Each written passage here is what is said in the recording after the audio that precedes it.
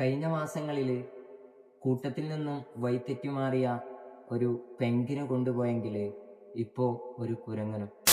നമുക്കൊക്കെ ഏറെ മാതൃകയാക്കാവുന്ന, ഇന്ന് സോഷ്യൽ മീഡിയ അടക്കി വാഴുന്ന, ലോക ജനങ്ങളുടെ ഹൃദയങ്ങളിൽ മനം കവർന്ന പഞ്ചെന്ന കുഞ്ഞു കുരങ്ങിന്റെ കഥ ഏറെ സങ്കടപ്പെടുത്തുന്നതും എന്നാൽ കണ്ണിന് കുളിർമയേകുന്നതുമായ സംഭവങ്ങളായിരുന്നു ജപ്പാനിലെ ഇച്ചിക്കാവ സിറ്റിയിലെ മൃഗശാലയിൽ നടന്നത്.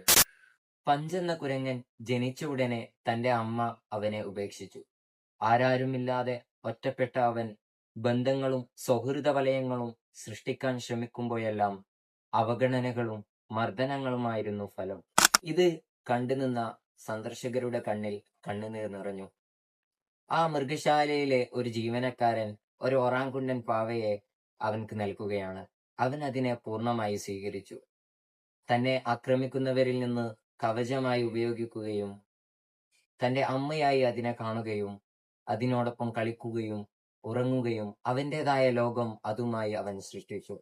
ജീവിതത്തില് ഒറ്റപ്പെട്ടുപോയ നിമിഷങ്ങളില്, സമൂഹം തരം താഴ്ത്തപ്പെടുന്ന നിമിഷങ്ങളില്, ആളുകൾ അവഗണിക്കുന്ന നിമിഷങ്ങളില് ഓർക്കാൻ പറ്റിയ മാതൃക കഥയാണ് ഈ ഒരു കുരങ്ങിൻ്റെത്.